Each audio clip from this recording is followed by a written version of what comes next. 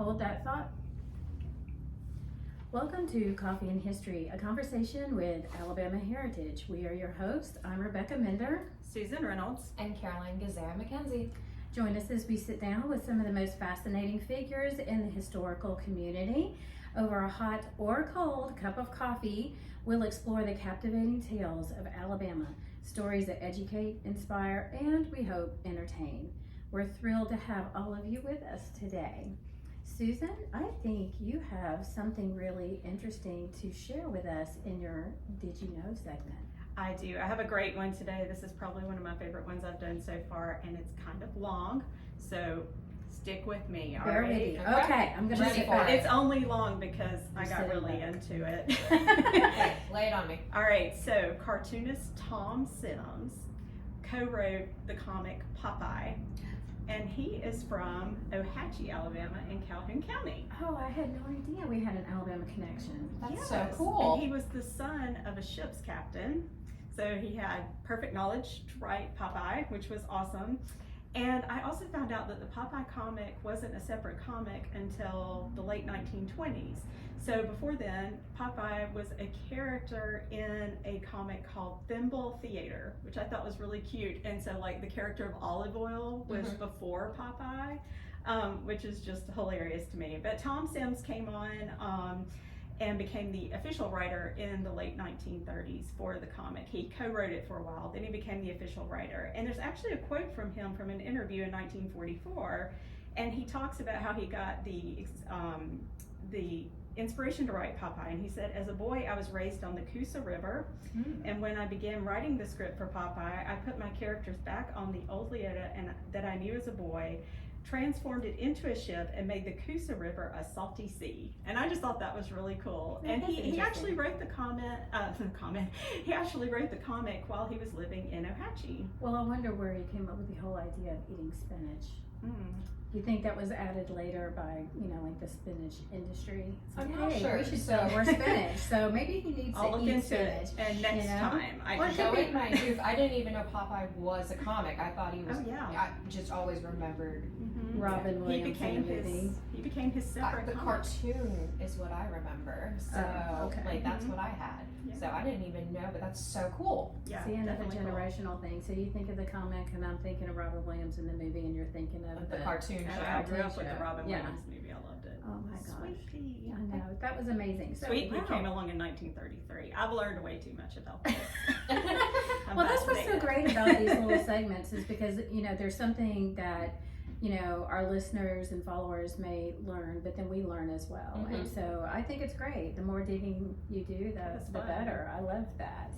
Hop down a rabbit hole. Well, I can tell you there is somebody who probably has hopped down a few rabbit holes. Our guest today, and today we're going to have Jim Baggett, and he is retired, but he was the head of the archives department for the Birmingham Public Library, so I think he was there for nearly 30 years. That's a hot minute. So Caroline, he was working there for as long as you've been alive. Way to make me feel young. Sorry, Jim. Or making Jim feel old. But he's also an author. He's written a lot for Alabama Heritage. He's a historian. He's on our board of directors, and we love him absolutely to death. So welcome today, Jim Baggett. Come on in, Yay. Jim. Jim, we are so excited to have you with us today. Well, thank you for having me. Oh, it's our pleasure. We would like to know a little bit about some of the things that you used to do when you were with the Birmingham Public Library archives. What type of responsibility did you have, and what was your day-to-day kind of like? Because I could see that would be quite an overwhelming position. Yeah, we were a department of 4, so we did everything. Right. When you needed 40, probably. That's right. Yeah. And then that could include cleaning the bathrooms if they needed it.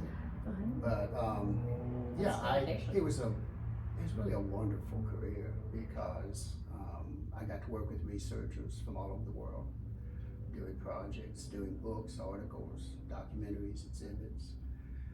We got to work with our donors, with the people who created these collections, and because Birmingham history is still recent, I got to meet a lot of the people that made the history, people like Fred Shuttlesworth and others like that. So, and And then,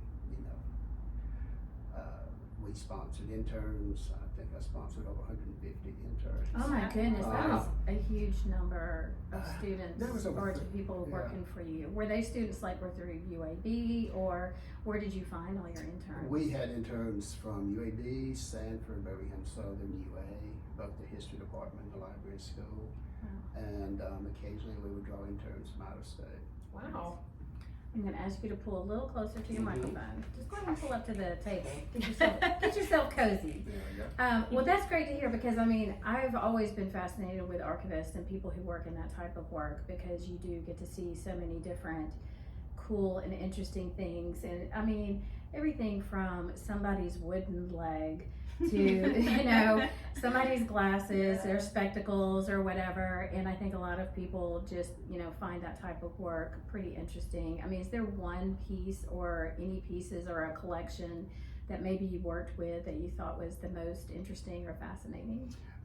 That changed all the time. We had certain things we always brought out to show classes. Mm-hmm. One was the jail docket from 1963. Yes. That shows the arrest of Martin Luther King and about 1,000 people who demonstrated with him. We have bomb fragments from the second time Fred Shuttlesworth's church was bombed. Oh my goodness. Really? These are pieces of the bomb that Birmingham police collected. Wow. And they sent them to the FBI crime lab to be analyzed. And of course, that was funny. They put them in an old typewriter ribbon box. That's how they Oh my shipped them up to goodness. DC. Something I really liked, I really always enjoyed what were called girls' books. From like the teens and 20s, the young woman was a senior in high school. This was a gift she received. It was a little scrapbook. And it had pages for, dance invitations. It had pages for, the gifts you got. And some of these young women would hand decorate them themselves. And So it's early days of scrapbooking. yeah, it's early 20th century scrapbooking, but it specifically focuses on one young woman's senior year in high school. And we have several of those. I've seen a couple of those over at Holt. They are really neat to look Yeah, through. yeah. I love them. Yeah, those are great. And we did do an article on scrapbooking A pieces. short piece, and yes. that was a Mhm. department We a few sure years did. ago, and that was really interesting. So, I mean, because you have that kind of stuff, and I think a lot of, I don't know how many men journal, but I know a lot of women journal, especially as young girls. And, I still have my journals from when I was in middle school and high school, and I go back and read them every once in a while. It was like, who would be interested in this except for me? And, or maybe the people that I was writing about.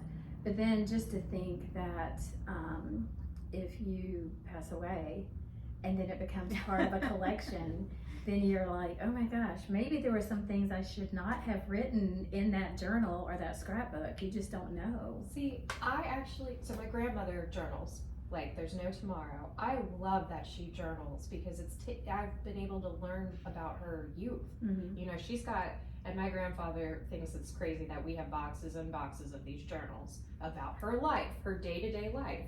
But it is something, it brings me closer to my family to learn more. So I love that you got to experience that too. Yeah, after my mother died, I found a little journal she kept when she was a junior and senior in high school. And it was fascinating to see her as a teenage girl. That's not how I ever experienced my mother. And my cousins and I were teasing that we found out my dad was not her first kiss. Oh, Yeah.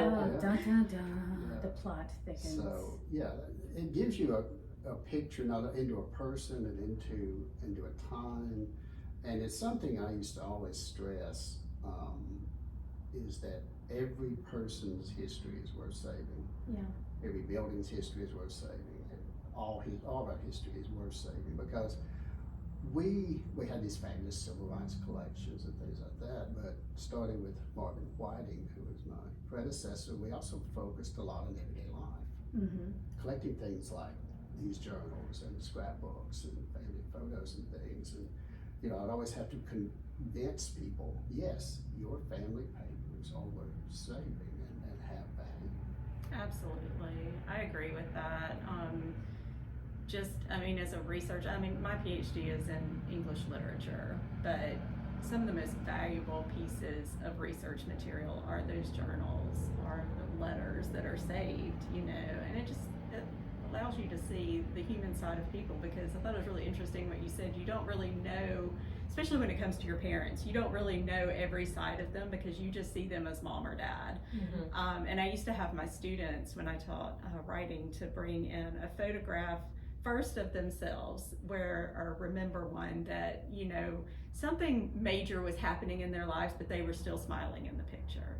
And to write about that experience of knowing that something beneath the surface was happening, that maybe they did write about in a journal, and then they had to bring in a picture of maybe their parents, and they kind of got to see, oh, I don't really know completely who my parents are, you know, so yeah. Well, you know, that's like, there's something that's being advertised these days for this type of journal that you can give your parents or your grandparents or whatever. And so I looked it up to see what kind of prompts they have, and I think it's just, you know, you get this book and you hand it off and then let them write it up, and then they actually create it into a bound piece or whatever. And so I just took some of the prompts and started my own, and I answer questions for my kids, and it could be something as simple as like, gosh, I can't even think of any of the questions right now, but you know, how did your family show love? And so in giving that response, you know, you can explain how we showed love, but then you also can give examples, and it gives you enlightenment into other people. Like my mom was a hugger.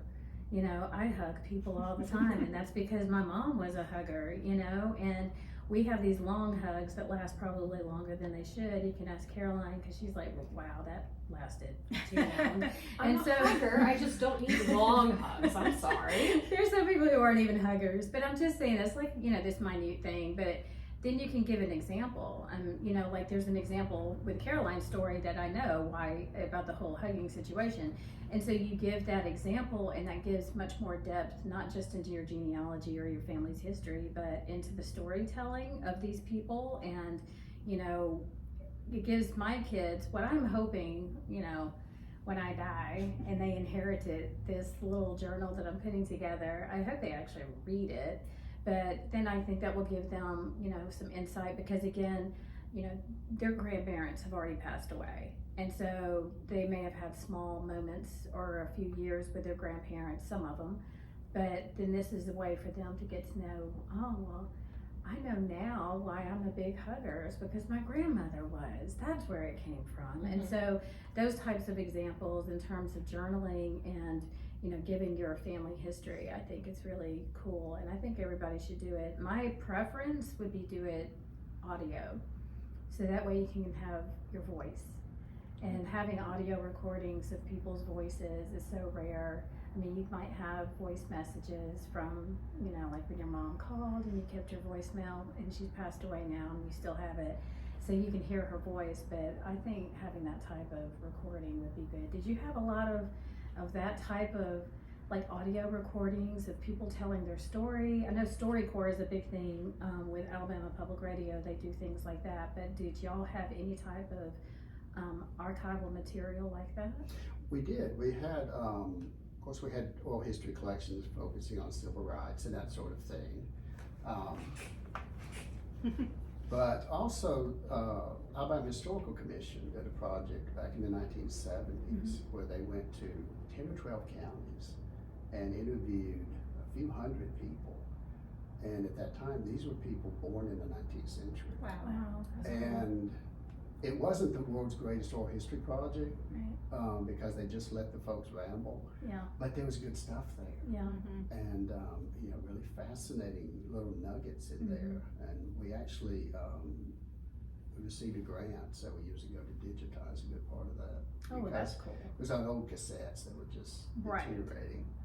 But yeah, those were fun to listen to, because there was nothing significant at all about what they were saying, but it was fascinating. Well, that's like even just seeing film of Cudjoe Lewis, you know, who was the last slave of the last slave ship in Alabama, and just seeing film of him is just remarkable. And so whether you hear him talk or not, just seeing him actually move is very cool. And I love that part of history, and I'm kind of concerned, and I don't know if you want to even talk about this, but I am kind of concerned about AI and how you can now take a still photo and make that person move or make them sing or dance or talk or whatever. And so then you start to think, is this really, you know, a historic piece, or is this something that AI generated? And I wonder, you know, have y'all thought about that, or had you thought about that before you retired? Because I don't know how big it was a few years ago, but it's, you know, huge now. Yeah, I got out at a good time. It sounds like it. I'm not a tech person at all. But what we were seeing was, people changing perspective in photos and things like this, and I don't care for that as a historian, in part because a lot of Americans won't understand that what they're seeing has been manipulated or changed Right. in some way. Yeah. But we can't stop it. No. You know, that's when we started digitizing photos for researchers. I just had to accept they'll sign this form we give them, but then they're going to do whatever the hell they want with it. Right, and right. we just can't worry about that. Exactly. Just put good information out. Yeah.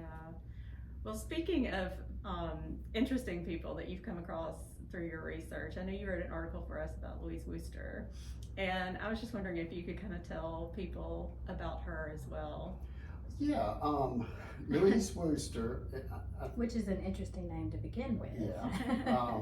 She was Birmingham's most famous madam. Right. And you could ask the average Birmingham citizen to name a mayor of Birmingham 14 years ago, they wouldn't have a clue. But they know who Louise Wooster Right. was. Oh, that's interesting. She was born here in Tuscaloosa. Her father was an engineer. She was born here in the early 1840s. Family moved to Mobile. Her father died when she was a kid. Then her mother remarried, and their second husband took all their money and left. And then the mother died, and Lou and her sisters were kind of left to their own devices. And Lou made really bad choices when it came to the men in her life. And so by the 1850s, she was working as a prostitute in Montgomery. She claimed John Wilkes Booth among her lovers. Really? Wow. And it's possible. Now, another thing about Lou is over the years, as she told her stories, they got bigger and grander. And Yeah. totally contradicted the last version of the story. But Booth spent 6 weeks in Montgomery in 1860 performing, and which is a fascinating time because he was there during the debates on secession, and he actually was run out of town because he opposed secession. Wow. And he got into some arguments at the local bars about this.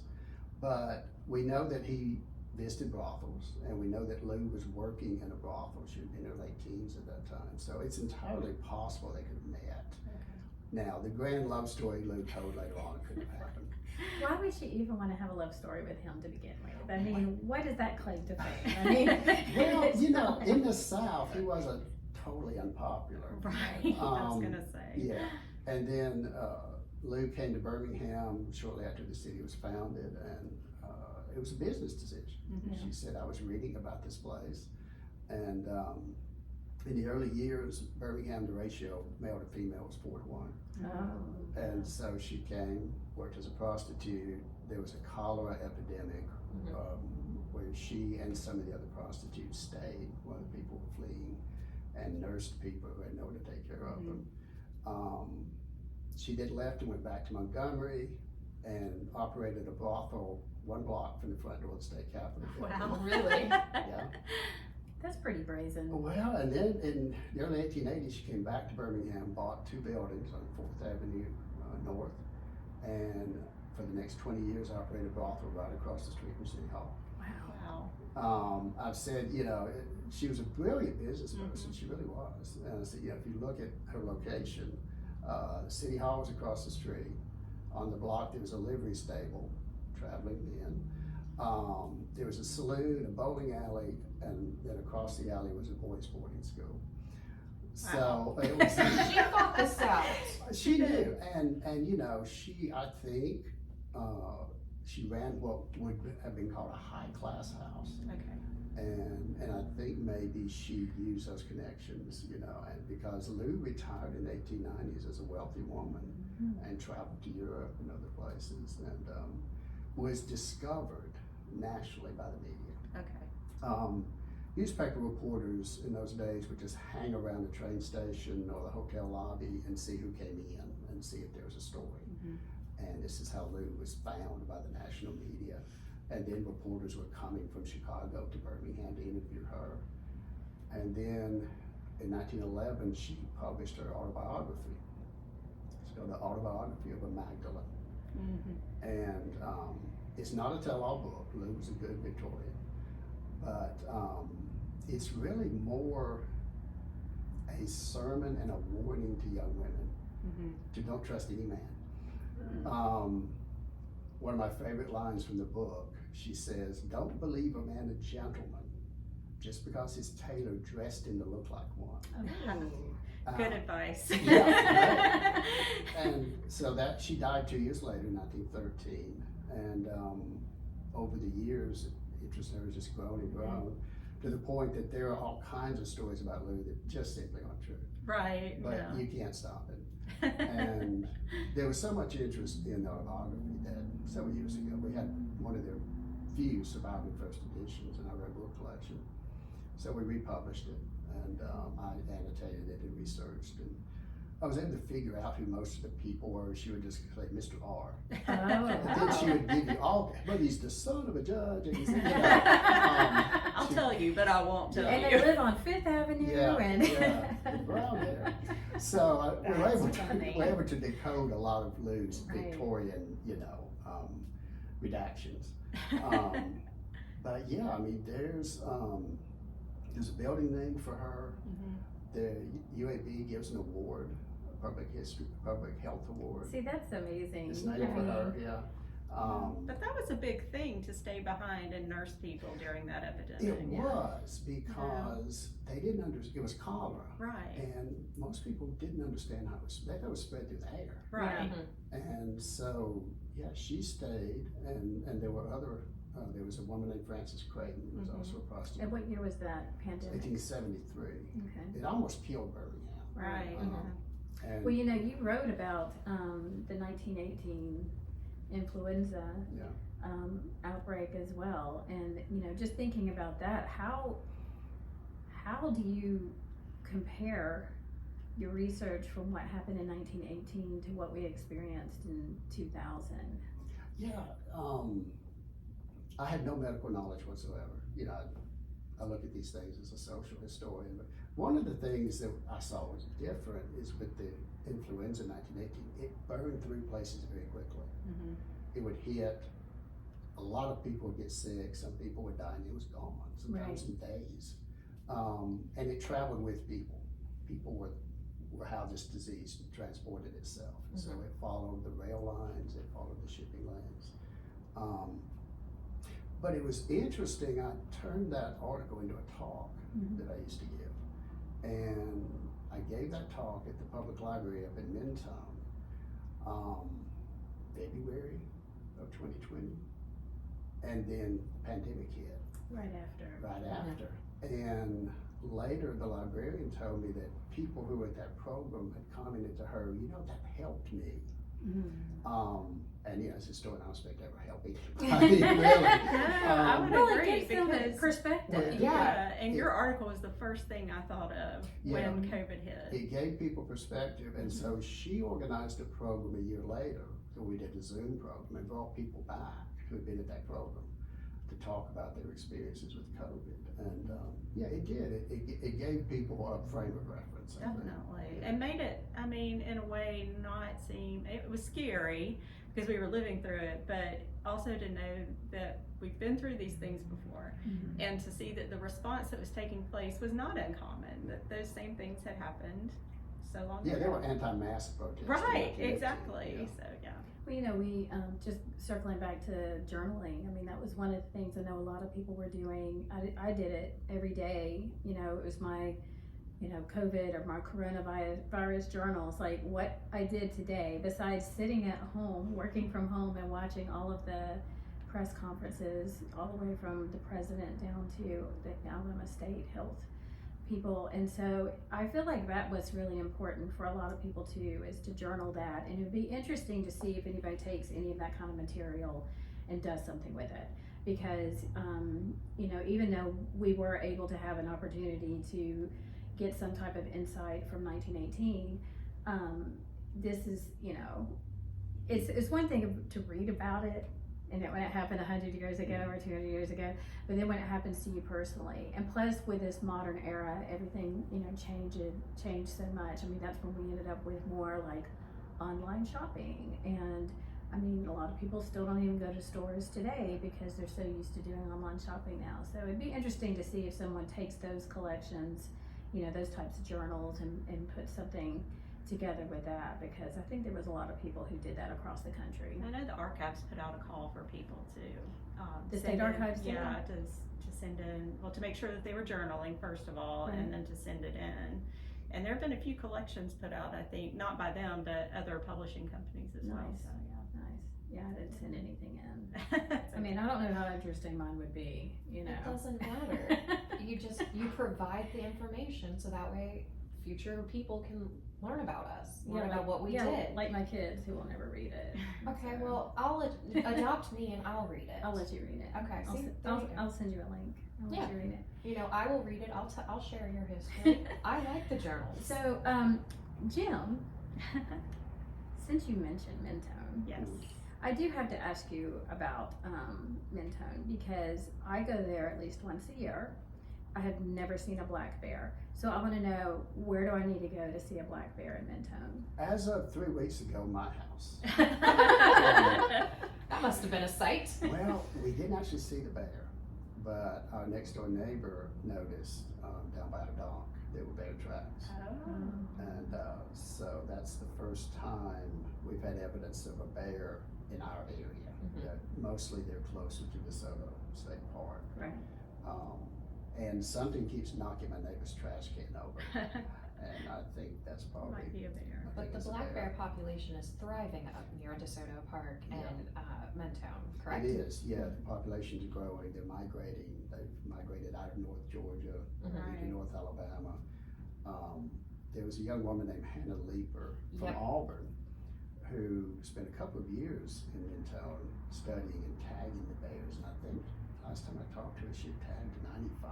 She's the one that would climb into the den, right? Yes, Yes. it was insane. She was one of No. the speakers at one of Right. the Alabama Historical Association's Yeah. pilgrimage Yeah. every year. I just thought, That was my oh, first wow. one that I went to, and I was fascinated by her story. Well, she also mentioned that there were bears in the Mobile area. Yes. And I was shocked by that, even though I guess there are signs all throughout Florida that there's black bears there. I've just, just thinking about Mobile, I never really thought of a black bear being there. Yeah, they live more in the swamps down Yeah. there. Yeah.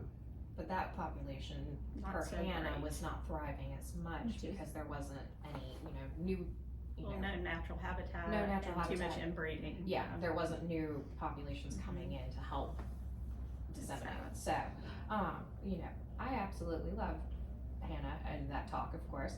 But before we wrap everything up, I'm going to ask you a couple of questions. Well, actually, all of us are going to ask you a couple of questions. This is our Before You Go segment. Yes. So, I think my question's going to be, who in your life has been the most influential? Say your wife. Well, of course. Actually, just in terms of who I became, my grandfather. I was very fortunate in that growing up, my mom's parents lived right across the street from us. And we lived out in rural St. Clair County. And my grandfather was a sheet metal fabricator. He worked on airplanes. And he and my grandmother loved to travel. And when my mom was a kid, they would travel, and sometimes they would sleep in their car. They couldn't afford hotels, and they kept seeing travel trailers, which was a luxury item back then. And my grandfather said, well, I think I could build one of those. And he did. Wow. It was Some. about the size of where we're sitting. It had 4 bunk beds, little Which refrigerator is, with this is a stove. 4-foot table, by the Yeah, way. yeah. It was Enough. maybe 10 feet long. And then when I came along and my cousin, they took us all over the country. We would go on 4-week car trips every summer. My grandmother would save and plan these all year, and she would write away to like the Chamber of Commerce in Cheyenne, Wyoming, you know, and as soon as big packets of brochures and stuff. And you know, I went to school with kids who had never been out of St. Clair County. Right. And by the time I graduated high school, I'd been to almost every state, Wow. Canada, and I'd been to Mexico 12 times. Well, is there That's one place that wonderful. you have yet to travel that you'd like to go to? Well, I haven't been to New England. Mm. I would like to see New England, and then there's lots of places around the world I haven't been. But You should go to New England in the fall, October especially. Yeah. It's So it's so when you beautiful leaf there. That's what it's Yeah, called. Yeah. leaf peeping, Yeah. peeping at the leaves, Yeah. and it's really beautiful. It's absolutely Yeah. gorgeous. We were driving down the interstate one time when we were on our way to Massachusetts, and all of the leaves were falling off of the tree from the wind, the gusts of winds, and it's just like it was snowing yellow leaves, and it was so beautiful. And it's just one of those things that I'll never forget. But they also have these cute little port towns along the water that has, you know, all these little boats, these little sailboats and everything. So I mean, it's just adorable. I would love to live there, except for the snow. I don't yes. think I could handle snow. Well, is there a research project that you want to undertake in your retirement? Bull Connor. Yes, Bull Connor. I've actually been working, people who know me know, Yeah. for a while, off and on the biography of Bull Connor. Right. You know, he was the police commissioner of Birmingham during the 1963 demonstrations. He ordered the use of police dogs and fire hoses against nonviolent demonstrators. Connor had a long career. He was in politics from 1934 to 1973.